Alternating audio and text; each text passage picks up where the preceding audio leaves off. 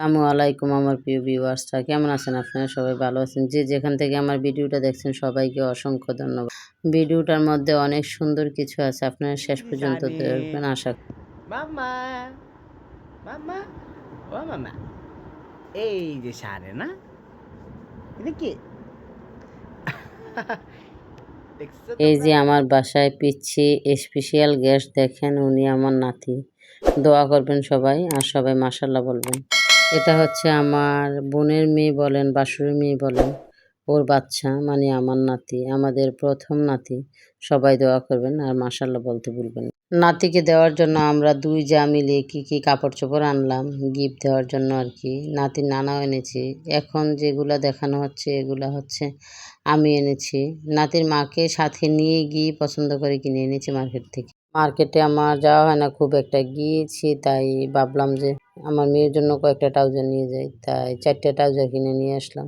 এটা হচ্ছে গেঞ্জির কাপড়ের মধ্যে, হয়তো কিছুটা মনে হয় যেন কটন আরকি, আর এটা হচ্ছে লিলেন। আর এগুলা হচ্ছে 100% গেঞ্জির কাপড়, এটা আর এটা। এই ৪ টা ট্রাউজার নিয়েছি। কেমন হয়েছে জানাবেন। আর এই টিয়া কালার সোয়েটারটা বানিয়ে দিয়েছে নাতির নানা, নিজের হাতে বানিয়ে দিয়েছে আমাদের ফ্যাক্টরি থেকে কাপড় নিয়ে। আর এটা আনেছে আমার ছোট জা। অনেক সুন্দর হয়েছে সোয়েটারটা, আমার অনেক পছন্দ হয়েছে। সাথে ২ টা গেঞ্জি ছিটো এনেছে গেঞ্জির কাপড়ের। কোয়ালিটি ভালো ছিল মোটামুটি। গিফট দেখানোর পর্ব শেষ হলো। চলেন এখন রান্নাঘরে চলে যাই। এটা হচ্ছে মেয়ে যেদিন চলে যাবে তার আগের দিন রাত্রে আমি কিছু কাজ এগিয়ে রেখেছি। কারণ মেয়ে শ্বশুর-শাশুড়ি বাসায় আছে। তারপরে আমার আরও মেহমান আছে, রান্না করতে হবে। তাই মাংসটা আমি আগের দিনই রান্না করে রেখেছি। আর পিজার মাংসটাও আমি আগের দিনই ভেজে একদম কমপ্লিট করে রেখেছি। মেয়ের শ্বশুরবাড়িতে আমি একটা পিজাও বানিয়ে দিব, কারণ মেয়ের হাজব্যান্ড মানে আমাদের জামাই পিজা খেতে খুব পছন্দ করে। তাই একটি পিজা বানিয়ে আমার পিজা বক্স আছে, ওই পিজা বক্সের মধ্যে করে পাঠিয়ে দিব। মুরগির মাংসটাকে আমি ফ্রাই প্যানের মধ্যে বসিয়ে দিয়ে গরুর মাংসটা ঢাকনাটা উঠিয়ে ভালো করে নাড়াচাড়া করে নিলাম।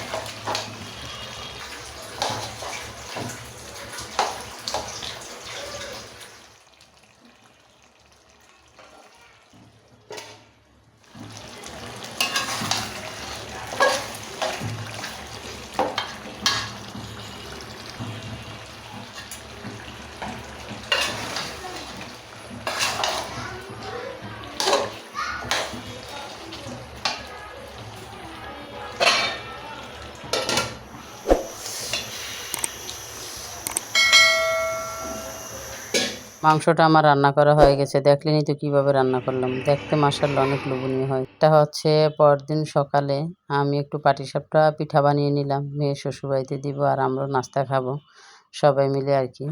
ক্ষীর পাটিসাপটা বানিয়ে একটা পাটিসাপটা আমার বানানো হয়ে গেছে। এরকমভাবেই আমি সবগুলো পাটিসাপটা বানিয়ে নিব। আলহামদুলিল্লাহ সবসময় আমার হাতে চিতই পিঠা, পাটিসাপটা দুটাই অনেক সুন্দর হয় আল্লাহর রহমতে। যারা ভিডিও দেখেন সবাইকে যদি বানিয়ে খাওয়াইতে পারতাম তাইলে আরো ভালো হইতো। এদিকে আমি পাটিসাপটাগুলো বানিয়ে নিচ্ছি আর ওই চুলায় আমি ভাতটা বসিয়ে দিচ্ছি। আমার বোনের মেয়েটা আমাকে রুটিগুলো বানিয়ে দিচ্ছে আমাকে সহযোগিতা করার জন্য। আলহামদুলিল্লাহ ও সব কাজ পারে।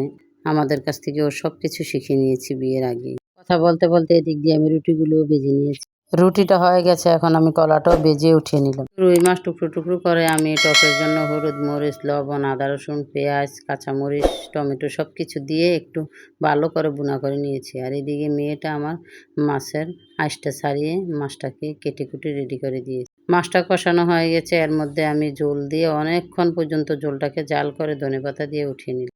আমি কয়েকটা জলফাইও দিয়ে দিয়েছিলাম টকের মধ্যে। এখন নাস্তা করে নিব। অফ ক্যামেরায় আমি সেমাই রান্না করেছি, পাটিসাপটা, পিঠা, রুটি আর ভাজি, এই সকালের নাস্তা। আর এদিক দিয়ে মাছটাও ভাজি করতে দিয়ে নাস্তাটা সেরে আসলাম। মাছটা উঠিয়ে ওই তেলের মধ্যে আমি পেঁয়াজ, কাঁচামরিচ আর টমেটো দিয়ে দিয়েছি। এর মধ্যে সব মশলাপাতি দিয়ে আমি মাছটাকে ভুনা করে নিব। আর ওই চুলায় আমি পোলাওটা বসিয়ে দিব আর কি। সব কিছু দেওয়া হয়ে গেছে, এখন মাছটা দিয়ে ঝোল দিয়ে ভুনা করে উঠিয়ে নিব। পুরাটা রান্না আমি দেখাই নাই, ভিডিওটা অনেক বড় হয়ে যায়। আমার যা বাচ্চা স্কুলে দিয়ে আমার বাসায় এসেছে, এই যে আমার যা পোলাওটা করে নিচ্ছে, নাড়াচাড়া দিয়ে দিচ্ছে আর কি।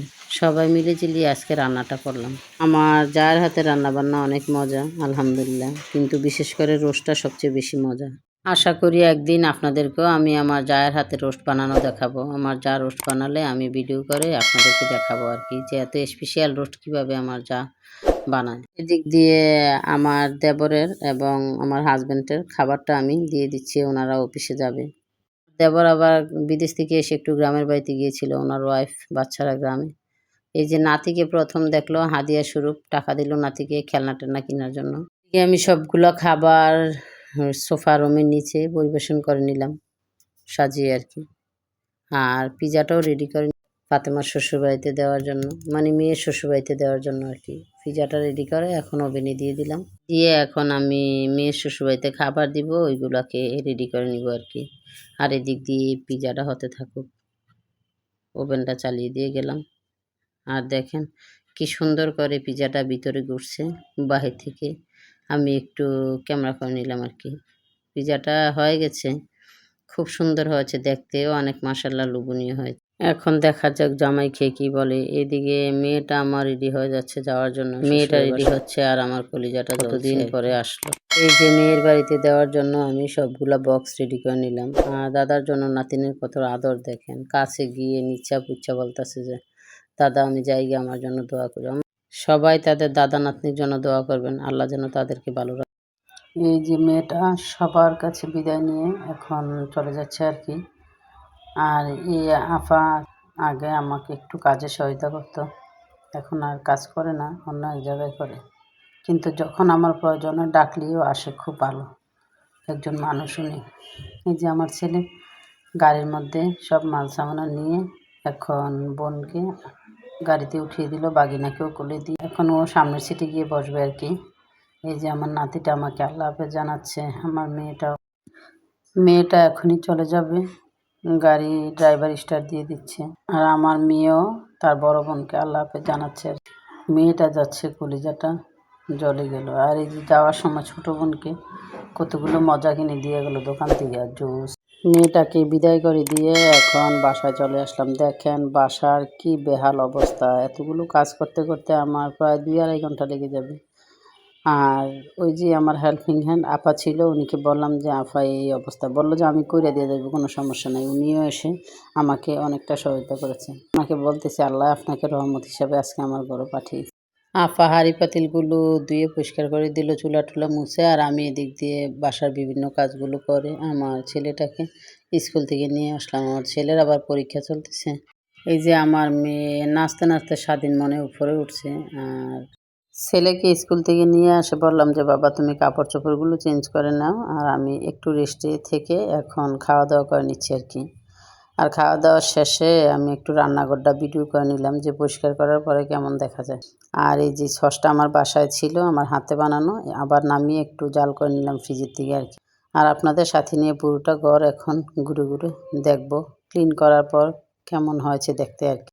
ঘর দুয়ার ক্লিন থাকলে মনও শান্তি শান্তি লাগে আর কি।